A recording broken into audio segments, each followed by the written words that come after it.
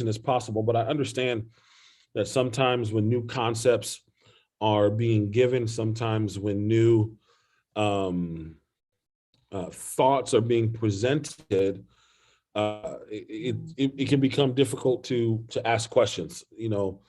Even things that we might want to learn but don't necessarily know how to ask yet, and we kind of have to dig. But would like to see if we can do our best to really take some time and ask some questions and do some deep thinking while we're on. So, just in case you I have a haven't noticed, question. I'm not. Hmm? I have a question. Sure. What kind of camera? What kind of camera you got? Cause you look amazing. All right. I was just gonna say, as you can probably tell, it's not my normal camera setup and it's not my normal background. I am in Dallas, Texas. My wife and I are on a trip. Was initially going to be just for just to celebrate a friend of mine's birthday. His wife was throwing him a surprise party, and then it just turned into a whole little vacation. My wife and I both realized we haven't had a vacation by ourselves in 15 years. So we're going to take the time. We're going to go ahead and we're going to have it. But I'm not going to forsake my assignment in giving you the word of the Lord on Wednesdays, especially over this critical time. So, all right, we're going to go ahead and dive on in.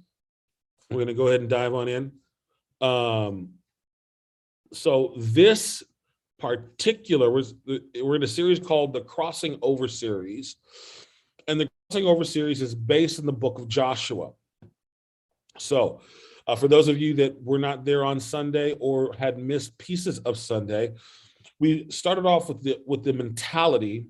It was the Crossing Over series, part one, the mentality, and it was Joshua really going through the process of mourning Moses and really taking on the mantle of Moses and having to lead an entire people into the promise that Moses couldn't do. Now, this is a much bigger deal than I think people normally really take stock in, because Joshua wasn't a young man at this time. He was a young man at some point during the reign of Moses, but by this time he's an old man. He's an older man. He is not a young man. He's not a middle-aged man. He's an older man who is taking up a mantle probably best suited for a young man.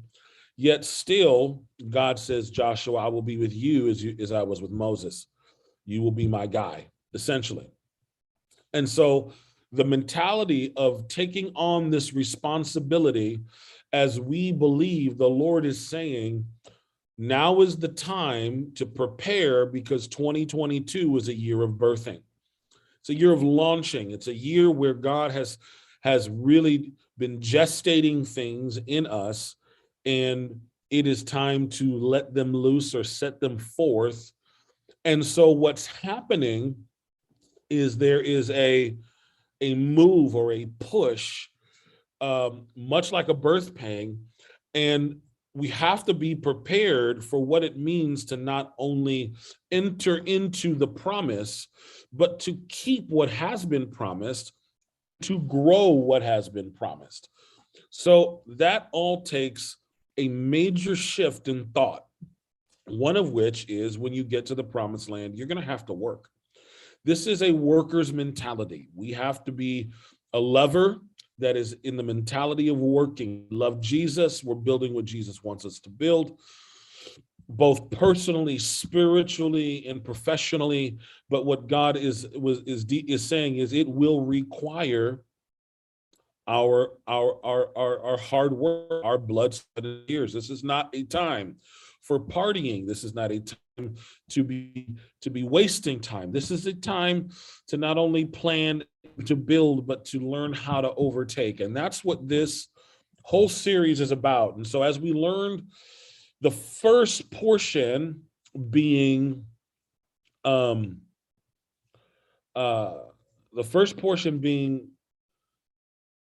mentality, and getting the mentality of someone who's crossing over into the promised land.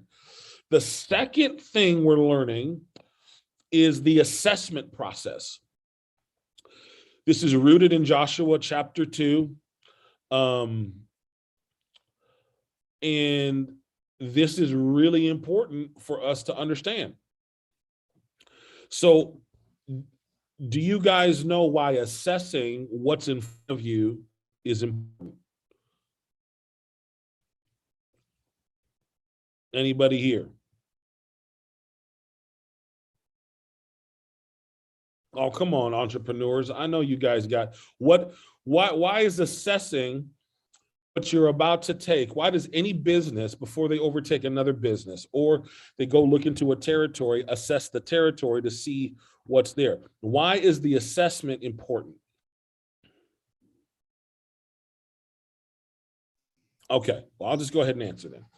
Assessing is extremely important for a number of reasons. It's the evaluation process, the estimation process of what is valuable and what is not valuable, that which is worthy of accruing into, we'll say, into the fold, and that which is not. So we need to understand that the assessment process is a critical process, and it's also really important to understand in the assessment process that which you're facing. So it's not only the evaluation or estimation of what you're going to accrue or what you're going to throw away, but it's the evaluation, the estimation of the enemy that's in front of you. Let's say it's not an enemy, but the opponent that's in front of you. You don't want to call it the enemy. So it's really important that the assessment happen. I think far too many Christians do not assess the battle. They do not assess they do not evaluate what's going on. And so what happens is they often lose before they ever step on the battlefield because they're discouraged. Like I said on Sunday, the secret and the critical part of being able to be an overcomer, to be a promised land taker, is that you need to know that you are the tool of God, that you are literally divinely placed by heaven to overtake and get what is yours. It belongs to you by royal decree of heaven. And so you have to really understand that you are a part of a divine process. And so you need to really grasp and grab hold of what it means to be a leader, or the very least following the leaders in the process of grabbing your promise that God has given over years or decades or maybe weeks and months, however long. The assessment is critical because you get to be able to manage your resources. Now, this is a process that there's no way we can go into it all on a Wednesday night Bible study. But what we can do is at least touch the surface of what the scripture is saying. And we're going to go ahead and start reading, starting off at the first verse. And Joshua the son of Nun sent 2 men secretly from Shittim as spies, saying, "Go view the land, especially Jericho." Now, there's a couple of things I want to take from this scripture. Joshua, being a wise leader, is telling 2 men to go make an assessment. He's saying, I want you to do an evaluation of the land, but I want you to specifically go look at Jericho. Why? Because Jericho was an important and strategic city for the children of Israel as they're crossing over into the promised land. And I want to ask you guys, as part of this Bible study and part of this study as a whole, as you're doing your assessment process, have you recognized the critical pieces, the strategic areas that you need to take hold of in 2022? For example, some of us might need some real help in logistics, might need real help in administration, might need real help in organization. So there's might be some critical pieces, your Jerichos, that you need to really assess and look at the obstacle that is in front of you and apply the right amount of resource to be able to go ahead and take that um, what's the best word? To be able to take that Jericho and subdue it, and to be able to lay your eyes on the land and know what comes after the first fight. And so this is really important. This piece is the assessment process, is the strategic process by which all other decisions from here on out are going to happen. And so if you're taking notes, those of you online and watching on YouTube and Facebook, and those of you that are here in Zoom, I need you guys to not only realize that you need to assess the battlefield or assess your promised land, but also recognize your strategic areas where you need to grab hold of your Jerichos. Jericho wasn't just a city Joshua picked, it was a strategy point. It was critical. The second sentence in the scripture is another highly important point, something that I pointed out on Sunday, but something that I want to highlight again. And it says, and they went and came into the house of a prostitute whose name was Rahab and lodged there. Now, this is really important for us to know. You never know who will be your friend in the new space. You need to be open. Now, why is this important? Because Rahab is in the line of Christ, a member of a royal family who did not know her worth, yet still understood, and we'll go later on down in the scripture, understood the critical role these two men were playing in the shifting of the territory.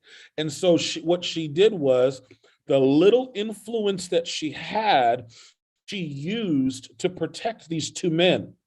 Because as we'll see in the next verse, the king of Jericho was looking for them because he heard that they entered the kingdom. And so this is really critical to understand, is you will never know who's going to be your true friend. We have to be open-minded. It doesn't, listen, I'm not saying this because I'm promoting some false sense of understanding that, you know, it can't always be a Christian. Listen, it's not always going to be a Christian who helps you, nor is it always going to be a Christian who recognizes the value that you bring. A lot of times it's going to be the world that sees the value that's on your life even before your own brethren do. And so we need to understand that the space for help needs to be an open space. Does that make sense, guys? Now, I'm not saying don't use wisdom. I'm not saying don't recognize red flags. And by the way, it's not like these two men stayed in Rahab's house and asked for wisdom from Rahab. They took what Rahab was there for, and then they left. And so I'm saying this and that's another conversation, and knowing the timing of when to leave. But the point of this process, the point of what I'm saying, and really the linchpin of it all here, is that we need to be open-minded in understanding that people are going to come and recognize your value and your worth that you did not know even knew your name. Because, hey, Rahab heard of them before they ever knew who Rahab was. And let me go ahead and continue with the next sentence. And it says, and it was told to the king of Jericho, behold, men of Israel have come here to search out the land. Then the king of Jericho sent to Rahab, saying, bring out the men who have come to you, who entered your house, for they have come to search out all the land. Now, I want to stop here because there is a king in a kingdom who already knew that the children of Israel, who have now a renown in the area because they've heard of the miracle signs and wonders that brought them into the promised land, into this area. Now everybody's beginning to shake because God is with them, and they don't really know what to do, whether to fight them or not. They're on the fence, and some are strictly against them, but some are really still on the fence. And the king of Jericho doesn't want them. Now, this is a really important lesson for us, as we're going to be taking pieces of property and land and whatever God has promised you. Someone's there already occupying the space. And so you need to know a couple of things. You will be talked about, and you will be tracked. Hear me here. Drew, I'm going to call you out for a second. So be ready to be put on mic because this is important.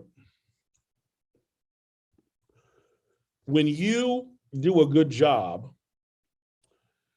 larger companies begin to know the name of your company, correct? Absolutely. So you know that when you're taking a piece of someone else's territory, you've outbid them, you've done the work, and you've done it better for cheaper. You know that the larger company is beginning to look at you and wondering who you are, correct? Hold up. Who said cheaper? Okay. Well, if not cheaper, same rate, even more expensive, yet still the work shows for itself. Absolutely. The larger entity is looking at your company saying, what do we make of them? Correct? Correct. Same things happening when it's on a large scale, not just a project by project scale. All of a sudden you're taking chunks of somebody's territory. They're tracking you. Would you agree? They're tracking your business and looking at what you do, correct? Yes. All and right. I wish they would. The point, thank you for confirming my point, Drew. I appreciate you coming on mic for that. Now, Yes, sir. the reason why I brought Drew on to make the point is because it's logical and it's business that, hey, he's taking a piece of someone else's, I mean, not legitimately taking a piece of someone else's business, larger corporations, and doing it better. And the larger business is going to realize a piece of my kingdom has been taken or is being threatened. And so what happens is Drew's company is being talked about. Same thing with an individual. When you're coming into something as the new guy who people have heard of because of the things that you have done and the things that you're about to do and want to do in the same space as them, you're going to be talked about and you're going to be tracked, and your job is not to be offended. And here's a key part: stay operational under pressure. Meaning not folding because it's difficult, but rather staying cool and calm and still being able to assess right and wrong in the midst of trouble. This is really important and very key, not just to business, but to life.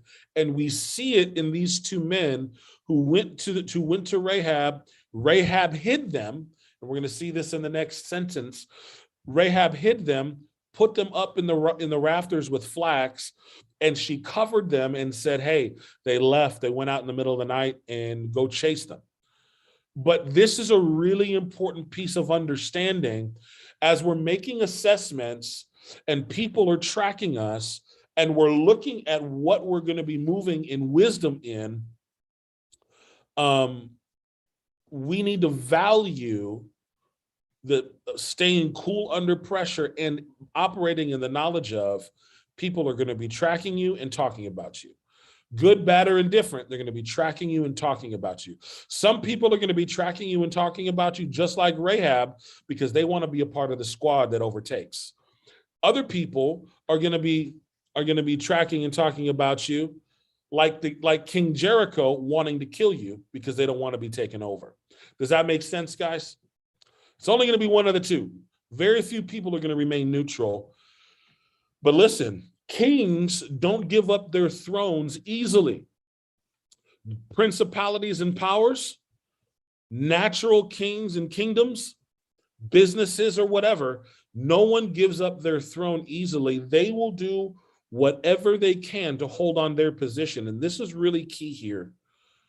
This is really important because many kings, and this has been a strategy since eons past, will use their gift of charm and their language to try to win you over, even if it's just to snuff you out. Not by necessarily literally killing you, though in battle that would happen, but in in life normally in a modern day society that doesn't happen. But what they will do is snuff out your company, snuff out your progress, snuff out your energy by taking you along a road that you don't belong on. Now you got to realize this, because this is important. When kings talk to you, when you're trying to take over pieces of their territory or their whole thing because God has given it to you, you need to recognize that their tongue will be forked and their intentions are highly personal. This is not going to be a buddy-buddy conversation. It is a battle of wits. And so wisdom is key. Are you guys understanding what I'm saying? My Zoom family, I just want to know that you're hearing me and that I'm not moving too quickly. Have I been giving you solid? All right, solid. Okay, good. Glad to hear that. Because what happens in the assessment process is you begin to see who's friend and who's foe. Now, a lot of it has to do with your mere presence. Your presence is in the midst, and then all of a sudden you see who comes out of the woodwork. But listen, this is why it's important when people start coming out of the woodwork, you assess who's coming and who's going where. Don't panic, but rather look and assess and value who is doing what and where and when. And this is a critical piece of what is happening in the future. Does that make sense, guys? It's how you're going to value, how you're going to take over pieces and resources, how you're going to use resources to take over positions. Let me give you an example. Now, you might think this as mundane, but let's say you're a secretary or an executive assistant. Now, you would think your job is just taking notes and making schedules and writing things down and, formatting stuff and, okay. But you don't always want to stay an executive assistant, or you want to be the best executive assistant in the history of your company, that you would follow the CEO wherever the CEO would go. So the C-suite executive can always recognize and value, and listen, good executive assistants get paid six-figure incomes in billion-dollar corporations and multi-million-dollar corporations because they are essentially the right-hand man to the CEO in keeping things organized.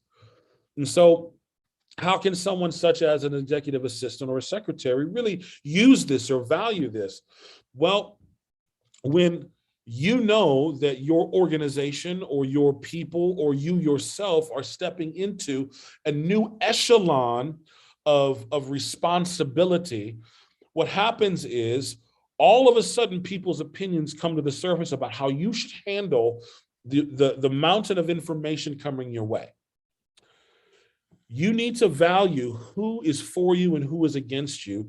You need to value what kind of information is coming to you and really begin to use wisdom to break down what's in front of you.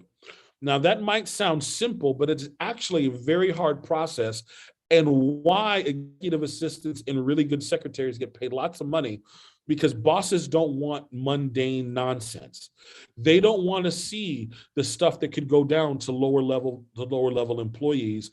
They want to see the things that need to be seen right away so that they can make decisions right away. And they want to see things that they themselves only can handle. They don't want to see any other piece of business unless they ask for it. And that is the gatekeeper's responsibility, which is what the secretary and executive assistant is supposed to be. You literally hold the keys to winning and losing because you hold the keys to what the executives and the decision makers see and don't see. Huge responsibility. Yet I say, when wisdom is applied, you are a key tool in overtaking whatever land is in front of you.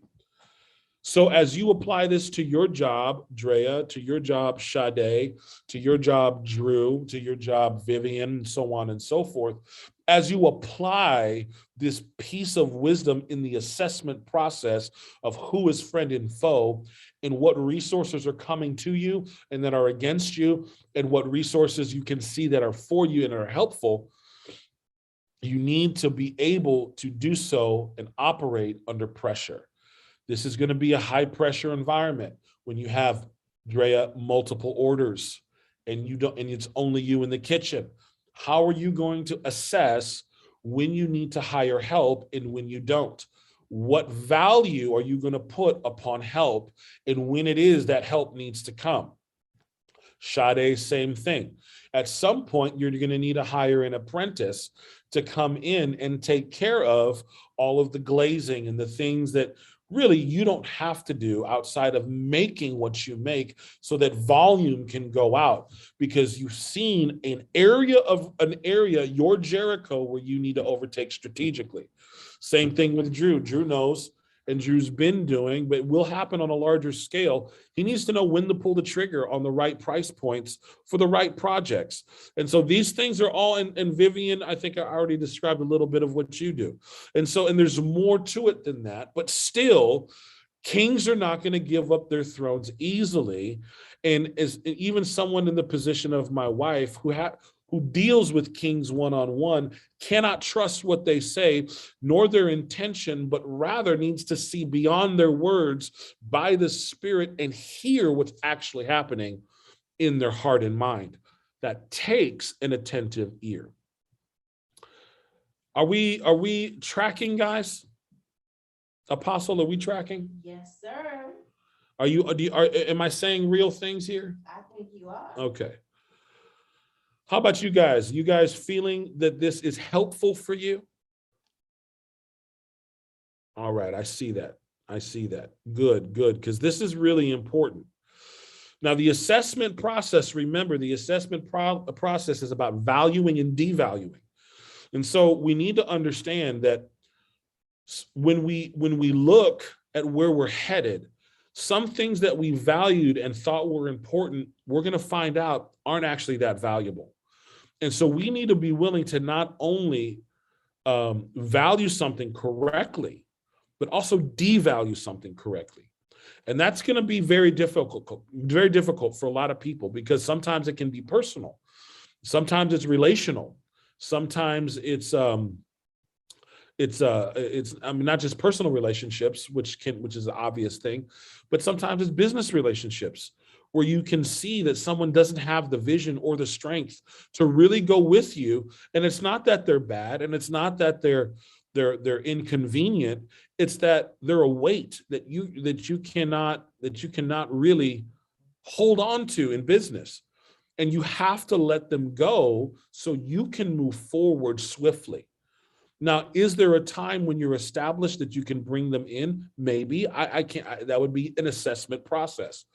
But still, the point is, when you need to know what can be valuable and what is devalued in the sight and the scope of where you're headed. Does that make sense, guys? Because this is really important. Assessment is a critical piece. Because listen, we haven't even crossed over the Jordan. Everybody's still about to cross over. You are just there looking and spying right now. This is where we're at in the story. And this is actually really important. You haven't moved all of your assets. You haven't gravitated and actually crossed over and really moved every little piece of your assets over into where it needs to be. You haven't set up your army yet. You have not done all the critical things. You are assessing right now what should and should not happen. And this is really, really, really important. Too many people start fighting without assessing what the fight is even for, whether you should even be fighting that battle or not. And here's another thing, or if you are supposed to be fighting that battle, how you're supposed to win. We can't just randomly throw our resources and our time at things without looking and assessing strategically about how we're going to actually win. Does that make sense, guys? It's really important, because we waste too much time and resource just randomly throwing stuff at the wall, hoping stuff sticks. And then we wonder why the guy that we started with is way ahead of us.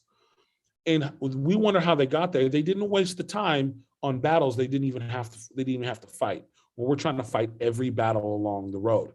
That's not how you win. But that's another conversation for another time. All right. So let's get on to the next one. But the woman had taken the 2 men and hidden them, and she said, "True, the men came to me, but I did not know where they were from. And then the gate was about to be closed at dark, and the men went out." She's talking about the 2 spies. She's lying for them. "And I do not know where the men went. Pursue them quickly, for you will overtake them." But she had brought them up from the roof and hid them in the stalk of flax that she had laid in order on the roof. So the men pursued after them on the way to the Jordan as far as the fords. And the gate was shut as soon as the pursuers had gone out. Now, this is critical for a couple of reasons, but looking at the time, the only thing that I would say is the most critical part of this that you need to know for right now is that when you are doing your assessment and things begin to look a little dangerous, know you're covered. That whether that God is using people, God is using strategy, and God is using resource to cover you and protect you as you are doing your assessment process. Now, if you don't think that assessing there's whole laws about corporate sabotage that is everything to do with assessment. The devaluing of companies and the increase of value of companies is literal espionage. So when I tell you this is really high level conversation and thinking, it is important that you value what I'm saying. Now, some people that are missing tonight are missing a huge piece of the process. They're not seeing or will be able to understand a lot of things that you will, because you'll understand that you're going to use the assessment process to really take hold of how to strategize and put together your battle plan. So listen, when things get tough, know you're covered. This is the most critical thing I can tell you guys.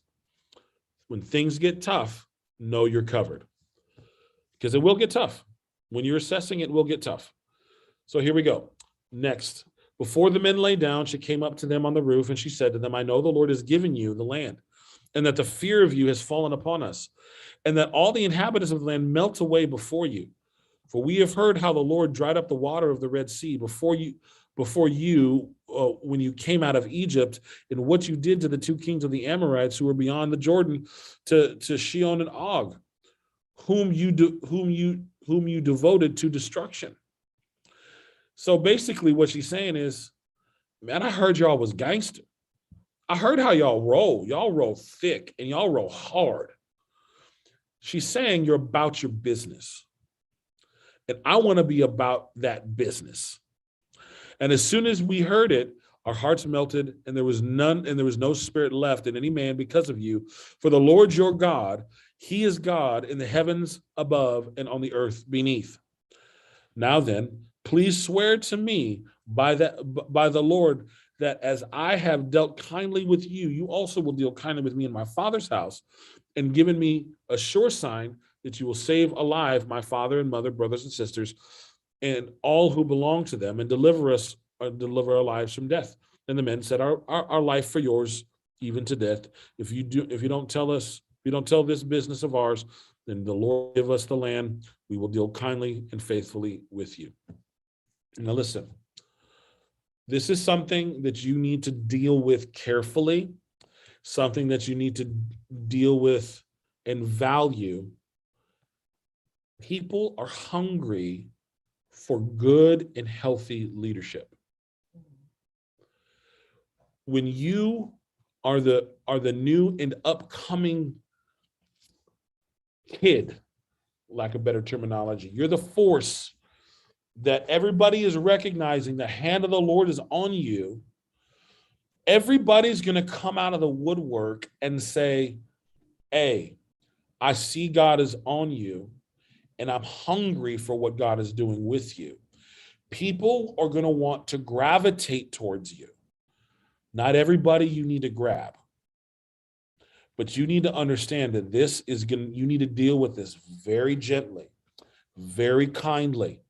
and very strategically, because it's not only, this is wolf in sheep's clothing territory, where people will come with a separate vision and try to enter into your household and try to, from within, destroy the vision that God has given you by dividing your people. Because a group of people are hungry for good leadership. And listen, more and more, as we see bad leadership, as we see good leadership gone bad, as we see ineffective leadership, people are going to want to gravitate towards good shepherds, good leaders, of which you all are. And those of you watching online, I pray that you are as well. My point being is that this here is where wolves come in. This right here is how snakes get into the house. This is where you find wolves in the sheep pen. This is how the process comes, is that everybody, and listen, open doors, I get it. We all want to see who's going to come in, bless them. But listen, this is a part of the assessment process. Take it from me, who made this mistake in not putting up a set of values and characteristics that are needed to be at a certain level of influence around you. Does that make sense, guys? You need to have a set of rules and boundaries. You need to have a set of understanding of what you need around you. And this is a part of the assessment process, so that when people come and people are flocking to you, they don't get past a certain point before they're recognized for who they are, bad, good, or indifferent. Does that make sense, y'all? I hope it makes sense to you.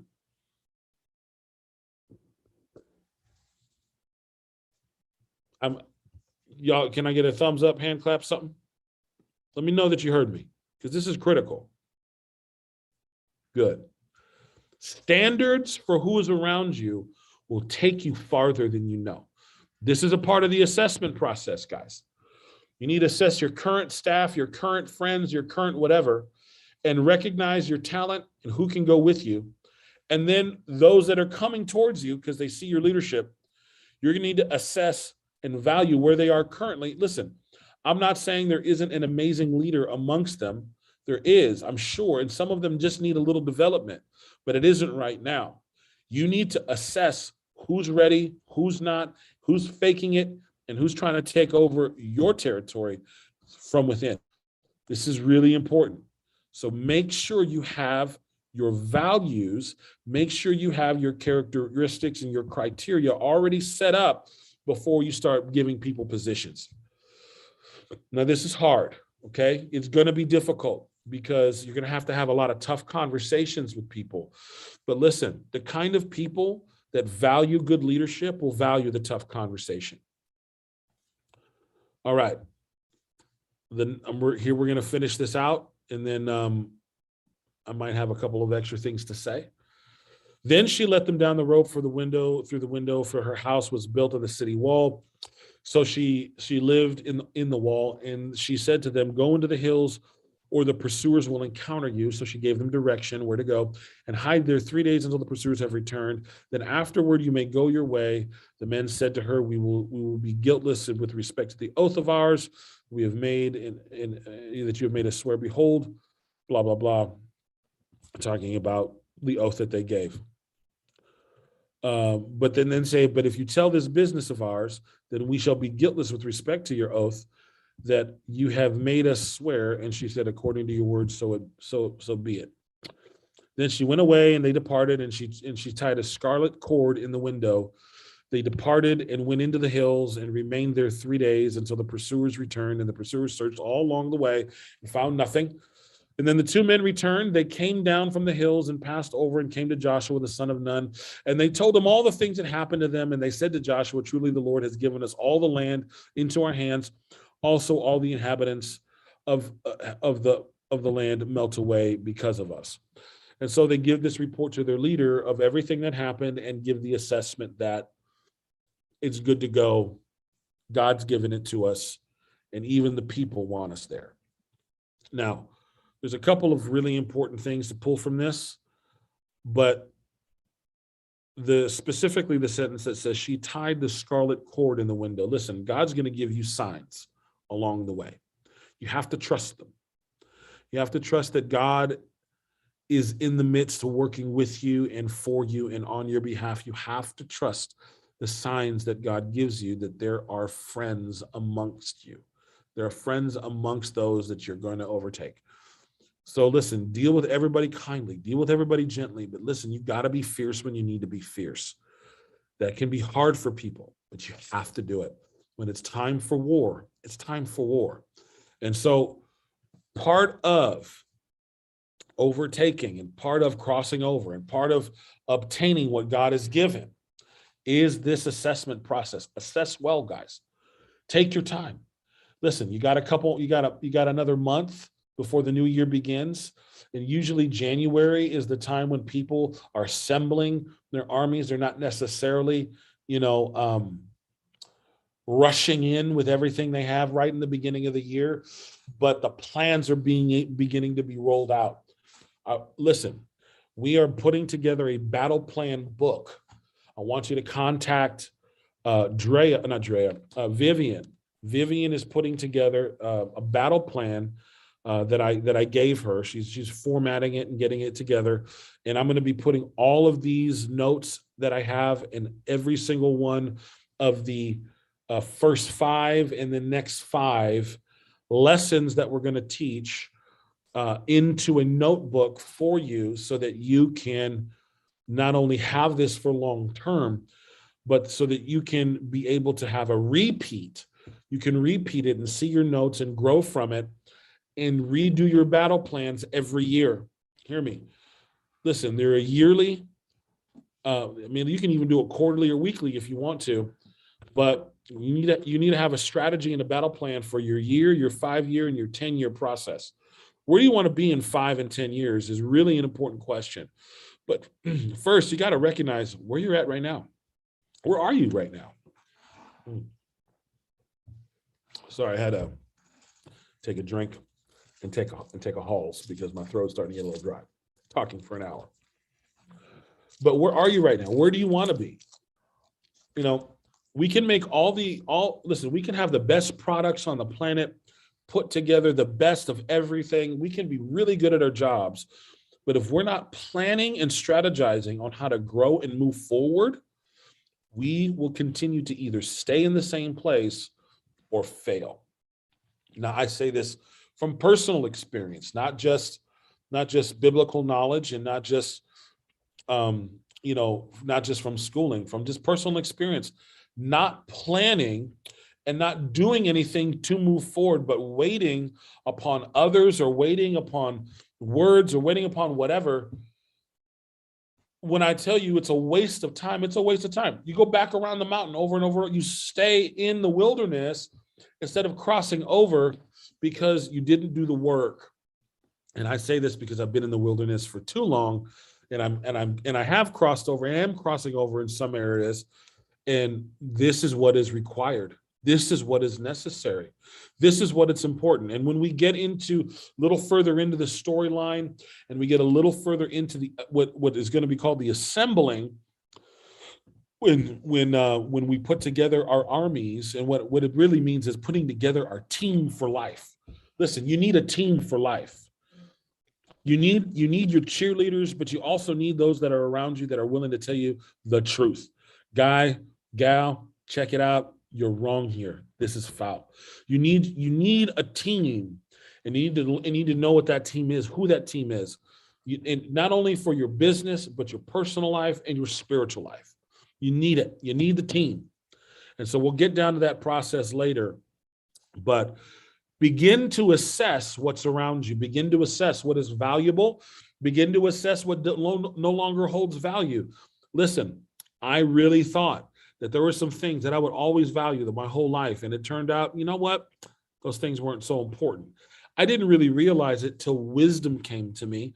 But still, once wisdom hit and I realized that some of the things I valued were pretty childish. They were pretty, childish. That's the best word to put it. They're pretty childish. They weren't meant for a grown man who's trying to grow his life. Guys, there are going to be some things that you value currently that should be devalued because they're not fit for a grown man or woman to really move forward and progress. And hey, some of it might be people that are holding you back. I don't know. Some things in business, some business relationships that you might have that you can't carry over because it's dead weight. They don't understand, can't really be a part of the process. They might be able to be helpful down the road, and you, of course, you want to be kind in all your relationships. But when it comes to this, you've assessed that this relationship can't really move forward from here right now. You need to go ahead and cut it off in the way that's appropriate so that you can go ahead and move forward a lot more easily. There's so much to assess right now. There's so many things to really go down. Really take the time, guys. Write down what it is that you are holding valuable. What areas of your life are you trying to grow?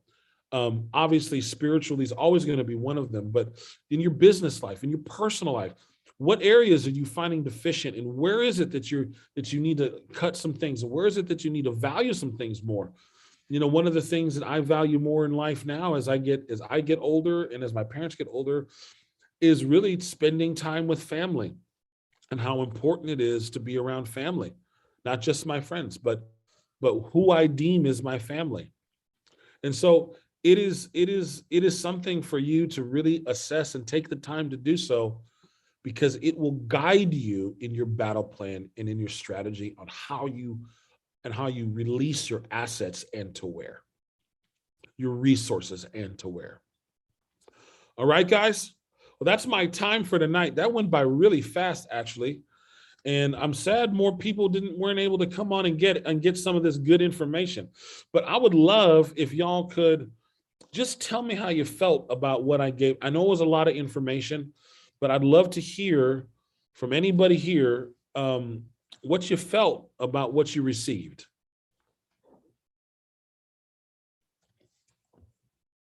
Anybody willing to talk? My wife said to give It's you definitely helpful for just more equipping of how you started out on Sunday, and then to kind of transition and maneuver into this and give us more tools. Oh, good. So you felt it helpful? Oh, absolutely. Oh, good. I'm glad. How about you, Drea? Drew took the words right out of my mouth. Just the word equipped, and yeah, it's clearer. And also, like you're saying, being able to assess things, and to apply the wisdom in that. Yeah. Amen. Now, guys, remember, assessing is not the battle, okay? Assessment is it's an evaluation. So just remember that this is an evaluation process. You're assessing what is good, bad, ugly, assessing what needs to change, be moved. Assessing is the wisdom process. The battle plan is something different, but you just have to, the assessment process, this is an evaluation process. So just remember that. Don't think that this is the battle. This is not the battle. This is not even this. Y'all haven't even really stepped. The whole squad hasn't stepped into the land yet. This is just us bringing to the forefront an evaluation of what's ahead of us, and so that we can properly plan what we need to do to take over our Jerichos and to take over our land. Does that make sense, guys? Okay, just it's Yes, important that we does. know that. Yeah. Thank you. Yeah, it's important that we know that, because sometimes we think assessing, it means I got to fight. It's like, no, assessing is an evaluation. It's largely a thinking process and a praying process, right? Just praying through what it is that you need to do, and really thinking through the stuff that you need to find out about. And God will show you what it is you need to do. It's really a great way for you to be able to plan how to allocate resources when the time comes to actually set foot in the land and fight. So remember, evaluation, assessment, of what is valued and what is going to be devalued in the soon coming future. All right, guys, bless you. If you feel that this is something that your folks should know about, I'd like for you to go ahead and say, hey, y'all, you missed it. Go ahead and watch it on YouTube. It really was helpful and valuable for me. I think it'll be helpful and valuable for you. That'd be greatly appreciated. I know that people do have a tendency to watch after Wednesdays, but I need people to start coming during the Wednesday process, because we're going to be doing this obviously now for the next 3 weeks, as we've done the first 2. And then after that, if people are still hungry for it, I have another 5 after this first 5 that is actually going to be far more valuable in many ways and give you ton more wisdom. It will be our master class in the Promised Land series, but I'm only going to give it to those that are really hungry for it, because what I don't want to do is give information and then again, this is all about allocating resource, which is my time and energy, and really the word of the Lord is always supposed to be given to those that will receive it, right? This is what a Bible study's for. And listen, this is a part of the training. So if you're really hungry for it, you really want it, I will give a masterclass for the next 5 that will be, it starts off with the victory, and the next one is the defeat. What happens when you win and what happens when you lose, and how to handle both. And it's really important to know how to handle. We always think we need to know how to handle when we lose. It's actually the easier one. How you handle victory is the much harder one. And so there's lots of things to learn in all of this, including as you are transitioning. And this is the piece that's really important. As you are transitioning into your senior years, how you're going to give over what you have worked for. That has to be a part of the plan. If it's not, then what are you doing it for in the first place? So it can't just be for a living. This is about promise. This is about purpose. This is about destiny. Promised land is destiny land. It's destiny conversation. It's purposed conversation. It's what it's not is how I'm going to get my next check. That is not what we're referencing. We're referencing larger picture here. We're referencing bigger deals, and we're talking about kingdom things. But come on, Apostle, the kingdom of the Lord is not in word, but in what? Power. And so if we're going to have power moves and we're going to move in power ways, we can't be thinking paychecks. We got to be thinking destinies. And so paychecks will come when you're walking in your destiny, walking in your purpose. But if you keep thinking as if this is a paycheck thing, if it's just business, then you're missing the point. It is business, but it's the Father's business. And it's his kingdom building. This isn't just building up you. We're not building up your kingdom. We're building up the kingdom of God. Like all of this is for the purpose and the glory of the great King. Part of your assessment and part of your evaluation should be how much of my life is really given towards the kingdom and its ways and submission to the King in his ways. Because if you're going to do this for you and you alone, then you're doing it for your own kingdom and your own worth and your own value. And though God will cover you, there will be difficulties ahead that others will not have, because he will have to humble you in ways that I pray you do not have to go down. I mean, and that's all in the teachings too that we'll come to down the road. But so please value this, run after it. I'm going to go ahead and sign off the live stream. Pray blessings over the live stream family. Thank you. Email us if you want to come to our services. We have mask on services now, so that for those that have immune deficiencies, and for those that are with others with immune deficiencies, and obviously those that just want to be safe. During the service, we do wear masks. And then after the service, it is mask optional. So just want to give you a heads up, and we would love to have you. Please email us at Firehouse just go to firescommunity.org and you can go ahead and click on the email.